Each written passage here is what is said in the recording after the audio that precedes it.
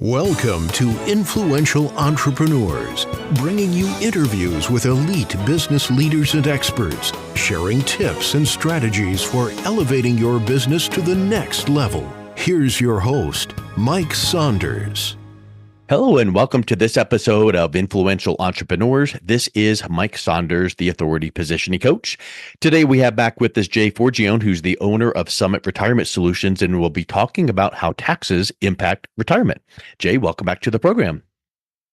Hey, Mike, how you doing today? Hey, great. And I know this is a hot topic. We could probably spend a whole, 4 hours on the one concept of taxes, and that kind of makes people have a sinking feeling in their gut. But taxes are, like what's the old saying, there's only two things sure, like death and taxes, right?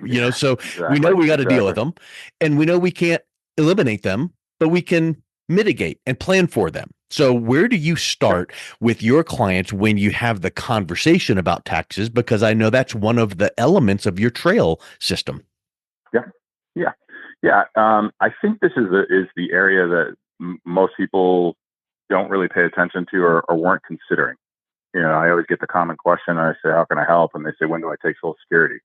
And, or do I have enough money? Or, I don't think that they take into consideration how taxes are going to affect them in retirement. Mm-hmm. And, retirement itself has gone through several phases that I talk about in our workshops where, in my grandparents' time, there was not a lot of inflation because we had the gold standard. So they didn't really have to invest in the market. And back in that time, their investment choices were maybe you can invest in the market, maybe they invested in some real estate. They pretty much put their money in a bank. My parents' time, they basically all had pensions, and then they squirreled away some other money in some brokerage account or some savings. In 1978, they came out with a 401k plan. And basically the baby boomers are all part of this 401k generation. So what does that mean? So here's the things that they don't necessarily take into consideration. When they're getting into a 401k, they basically are deferring out the tax. And when you go to take the tax, you're going to take the tax at whatever the day's rate is. And they say, well, what do you mean? I'm going to be in a lower tax bracket. And I always say, why is that? Yeah. Take whatever you're earning now. Yeah. Take whatever you're earning now.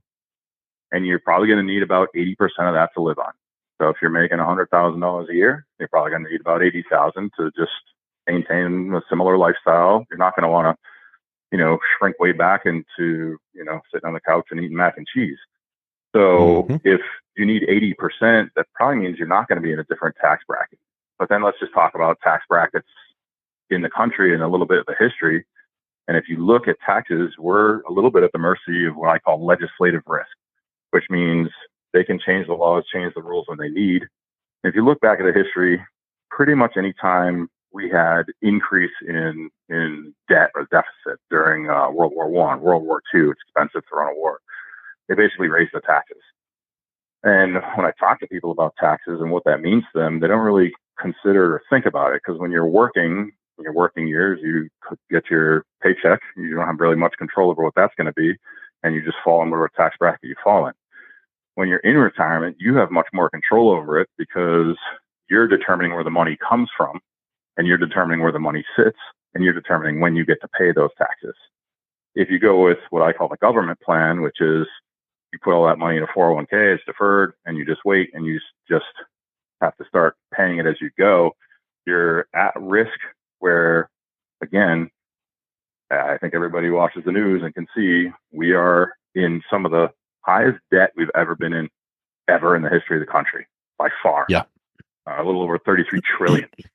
And the tax. Oh, wait, it just went up to 35 trillion in those 2 seconds you said that. And again, it doesn't matter, Republican, Democrat, whatever. It is where we are. Numbers are numbers. And the tax percentages in this country are at some of the lowest they've ever been at. And they have been for a long time. The problem is the politicians, as they're running for office, aren't going to get up there and say we're raising the taxes. But just to give you an example, the highest tax percentage in this country right now is 37%, for high income earners. But back in 1944, it was 92%. Middle income tax bracket right now might be around 20. Back then it was around 50. So could it go back there? Could. Why not? I mean, we're in debt up to our eyeballs, so they need to And we increase. know the only way to tackle that deficit is to cut spending, which will never happen, or Right. raise taxes. So that kind Yep. of Yep. Because coincides with what you said about, do we feel taxes will go up in the next 5 to 10 years? You'd have to check the box, yes, but what amount and what bracket and what percent, we don't know that, but they're heading in the wrong direction. Yeah. But again, if when I tell people the history of where it has been, that their jaw drops, because I'm like, not to say that it's going to go back there in, 1 year, 2 year, 3 year, but over a period of time, could it get there for our kids? Is that going to be a problem? And all of the money that you've been saving in 401ks and IRAs is you goes back to what I said. You pay the day's rate. What is the day's rate? Depending on the rest of your situation too, whether you need to touch that money makes a big difference. So, when we talk to our clients about it, I usually bring it up, and most of them kind of look at me blankly, like, I don't know. I wasn't really thinking about that. And I say to them that everything on how you take the money from the different accounts. So, like, for instance, a Roth would be non-taxed, an IRA or 401k would be taxed as ordinary tax, and a traditional like brokerage account would be taxed at capital gains. So you've got different taxing going on within. When do you take from which accounts, and how's that going to affect you long run? So when we look at it again, I give them the history of taxes and where things could go. It's probably going to get uglier. But then I look at their scenario, say, well, how are you set up for this? Where does your money mostly sit? Does it mostly sit in, what we call qualified money, or 401k, the IRA, all the deferred money? If it's sitting there, what's the plan? Am I going to just, as I pull it out, little by little, pay it? Because again, the way I look at paying taxes in retirement, you can do it one of two ways. You can do the government's plan, which is to just pay it down. And if taxes should continuously go up, you're just going to keep paying more and more. The thing is, you've built this deferred pile, and hopefully you've done a nice job to make the pile significantly large enough that you can just live off of. But as you're pulling from it, every time you pull off the top, hopefully the next year it grows back. So you've got this never-ending chain of taxes I have to keep paying. So the way I look at that, it's, one of the examples I give, it's sort of like, if I was to buy a house, I could buy the house cash. If I paid $300,000 for the house, it would hurt because I got to pull the money out of my pocket. Now it's not in the account, but I paid for it. It's done. It's mine. 20 years later, the house appreciates. I sell it for 600. Using crazy examples of things inflate, and I made 300,000. But what most people do is they buy the house, take out a 30-year mortgage, pay principal and interest over the 30 years, because God forbid I pay it down quicker. And at the end, they pay $625,000 for a $300,000 house. And then when they sell it for 600, they think they made a profit. I'm like, so we're going to say, where's he going with this? If you just continuously pay out, either from a perspective of like every time I make a withdrawal, or if you didn't need the money and you're going to pay RMDs out, the amount that you're going to pay out is, if you had $500,000 in an account that you didn't necessarily need to touch, and it was deferred money, and you were just going to pay RMDs on it as you go, and you lived from, till say age 90, probably pay about $400,000 in taxes all told once it was done, between paying out the tax, then that money gets reinvested, and you have to pay capital gains. So the amount that you're going to pay out is a ridiculous amount. Some of the solutions that we look at for our clients is, can we do what's called a Roth conversion, which is one way, which is basically, for you don't know what a Roth is, it's basically money that's after tax. So you could take your 401k or your IRA money and move it over in increments. The increments can be as large as you want or as small as you want. So again, when I said when you're in retirement, you want to control the tax. When you stop working and you don't have income coming in, I can control, maybe I'll have 3 or 4 or 5 years where I pay a lot of tax. But I said the tax percentages right now are lowest in history and probably going to go higher. So if you were to pay, say, not that you do it this way, but let's just say for crazy example, you converted everything in 3 or 4 years and you were in the 37% tax bracket for 4 years. but now you're done. You don't have any more taxes. You've converted it all to Roth, which is now tax free. From a legacy standpoint, then that money would also move to your heirs tax free. Whereas if it's still in the 401k or the IRA, it's 100% taxable to them.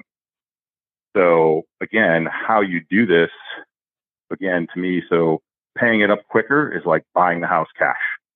You did it. It's a little painful in those few years. I get a lot of people who roll their eyes and you can see their stomach is turning because they don't want to pay that much. I'm like, the alternative is this.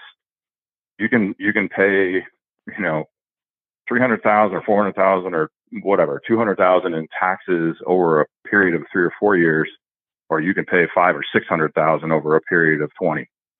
Well, I'd rather pay less. Okay, so we can just rip the Band-Aid off as opposed to pulling it off slowly. Another option that we give our clients is there's really two options for tax-free. One is Roth. Again, that comes with some pros and cons. The other would be some kind of a cash value life insurance. And usually when I bring that up, people kind of roll their eyes and say, well, why are you talking to me about life insurance? I have to die to get that. Basically, the way cash value, so we're not talking about term insurance, we're talking about cash value. And there's several types. But basically, somebody went to an insurance company many years ago and said, how much is the death benefit? And they said, it's $1. I said, what if I give you $10? They said, well, we'll put $9 over here on the side in a bucket and we'll pay you interest on it. And you have access to that. And then the $1 goes to buy death benefit.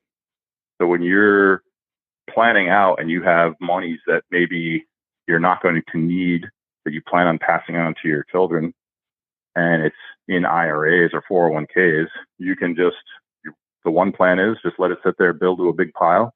And when they get it, maybe at that time the tax bracket is 50, 60%. They inherit the money and half of it's going to go to the government. Or we can convert some to Roth, and when they inherit it, it would go to them in Roth, and they'd pay no tax. Or you can look at leveraging cash value life insurance. The death benefit is tax-free. The buildup of cash that builds up in the policy is tax-free.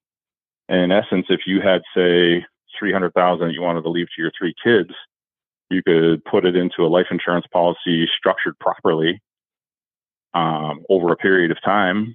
And basically, you would almost have access to pulling the 300,000 back while you're alive, and they would probably get close to 300,000 tax-free each in death benefit.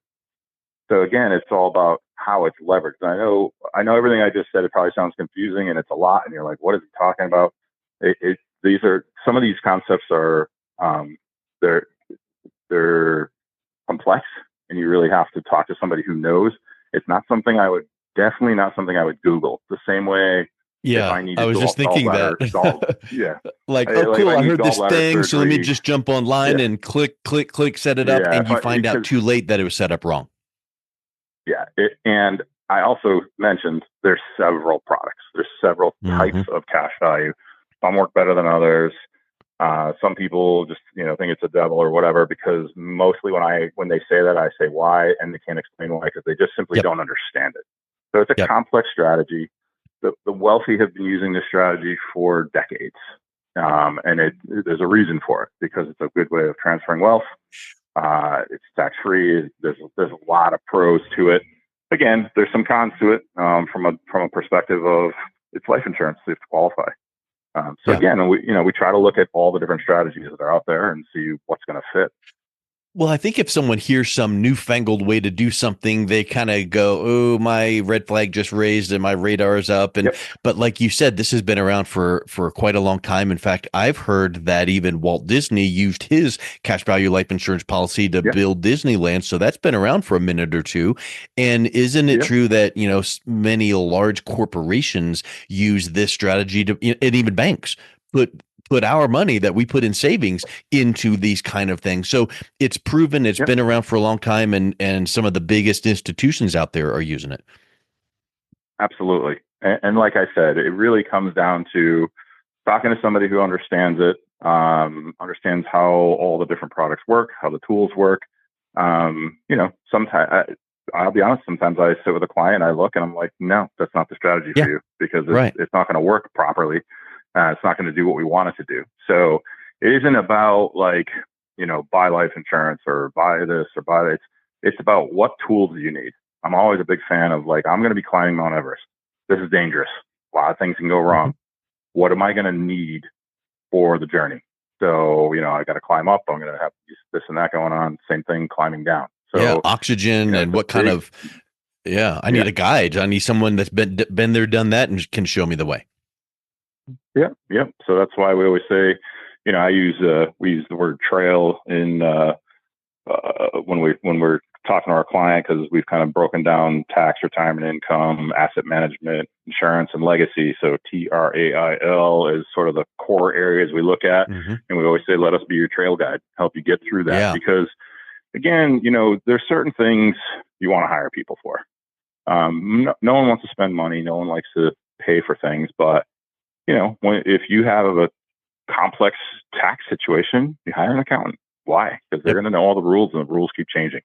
If you have a health issue, you go to a doctor. You could Google it, but you don't want to take the risk of, I got a pain in my foot and it says, oh, you got to get your foot cut off. Like, you don't want bad advice like that, because for who knows who's telling you on the other side. And, there's always 100%. this skepticism. And but again, for something as complex as this, why wouldn't you want to use somebody who's a professional who specifically does this type of planning? I think it's really powerful what we've been talking about here about how to plan for taxes in retirement. And I want to just kind of end with this question or thought. The L in your trail is legacy. So planning for taxes in your retirement, that gets you to the finish line. But in reality, when you factor in legacy, that's thinking past retirement into transferring your wealth to your heirs, your family. And if you can make plans to mitigate as much taxes as possible up to retirement, that benefits you. But then putting some of these things into place benefits your family, your heirs, and that's takes on a whole new level. And that's like the ultimate gift is, hey, X number of dollars is coming to you, but I've put some plans in place so that you're not hit with a huge tax burden.